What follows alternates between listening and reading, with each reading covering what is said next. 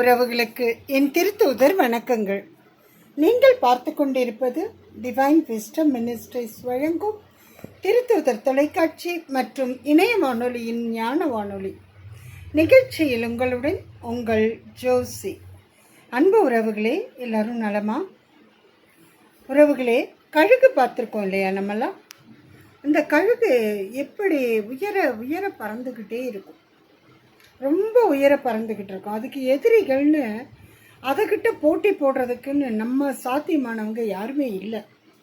அந்த அளவுக்கு அது உயரமாக பறந்துக்கிட்டு இருக்கும், ரொம்ப பலம் வாய்ந்தது. அப்படிப்பட்ட அந்த கழுகுகிட்ட போராடுறதுக்குன்னு ஒரு ஜீவன் இருக்குது. வேறு யாரும் இல்லைங்க, நம்ம காக்கா தான். அந்த காக்கா என்ன பண்ணுமா, இந்த கழுகை டிஃபெண்ட் பண்ணுறதுக்காக அதோட முதுகு மேலே ஏறிடுமா. இந்த காக்கா ஏதோ ஒரு இறை தேடிக்கிட்டு இருக்கும். அந்த இறையை எடுக்கிறதுக்காக இது காக்கா போகிற நேரத்துக்கு கழுகு அதை கொத்திட்டு போக பார்க்கும்.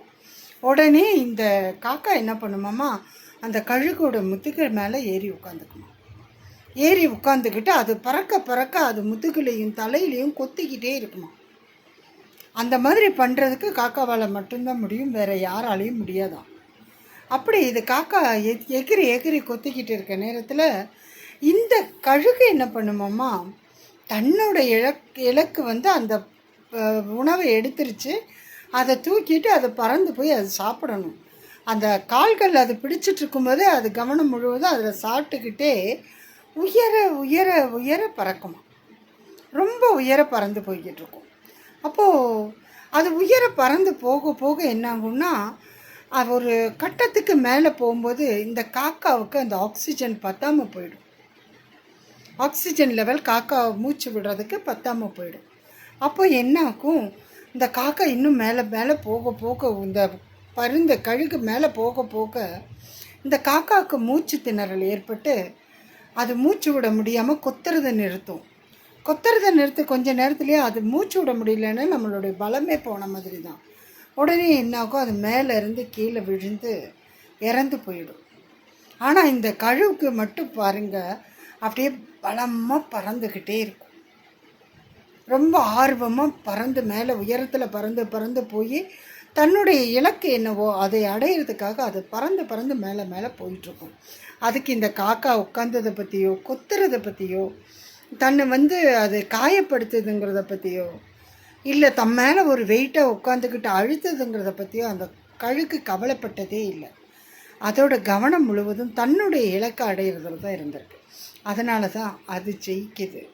இந்த காக்கா மேலே இருந்து கீழே விழுந்து செத்து போயிடுச்சு.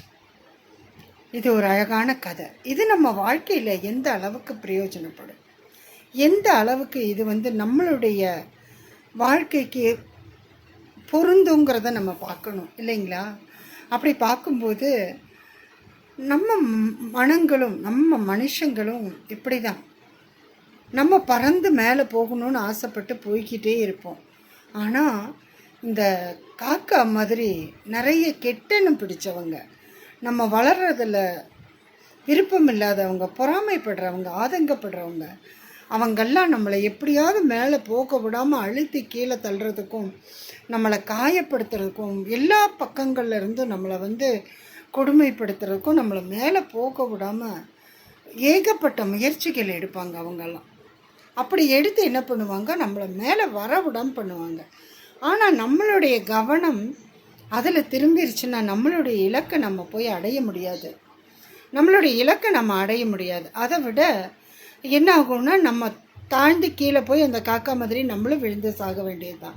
ஆனால் அதுக்கு பதிலாக உயர்ந்து உயர்ந்து உயர்ந்து போய்கிட்டே இருந்தோம்னா இந்த சுற்றி இருக்கிற எல்லா கெடுதல்களையும் நம்ம கண்டுக்காமல் நம்ம பாட்டுக்கு போய்கிட்டே இருந்தோம்னு வைங்க, நம்ம வாழ்க்கை நல்லாயிருக்கும். நம்ம இலக்குகளை நம்ம அடைய முடியும். இதுதான் இந்த கதை நமக்கு சொல்கிற விஷயம். கடவுள் நமக்கு எவ்வளோ அழகான ஒரு வாழ்க்கையை கொடுத்துருக்காரு, அன்பான உறவுகளை கொடுத்துருக்காரு. இதையெல்லாம் வச்சு வாழ்க்கையை நம்ம எந்த அளவில் முன்னேற்றிட்டு போகணும்னு பார்க்கணுமே தவிர கீழே விழறதை பற்றி யோசிக்கவே கூடாதுங்க. அதனால் நம்ம இதெல்லாம் முயற்சி பண்ணலாமா? சின்ன கதை நமக்கு பெரிய கருத்தை சொல்லியிருக்கு. முயற்சி பண்ணி பார்க்கலாமா? சரிங்க, நாளை பார்க்கலாம். நீங்கள் பார்த்து கொண்டிருப்பது டிவைன் விஸ்டம் மினிஸ்ட்ரிஸ் வழங்கும் திருத்தூதர் தொலைக்காட்சி மற்றும் இணைய வானொலியின் ஞான வானொலி நிகழ்ச்சியில் உங்களுடன் உங்கள் ஆர்.ஜே. ஜோசி. இப்போ ஒரு பாடல் கேட்கலாம்.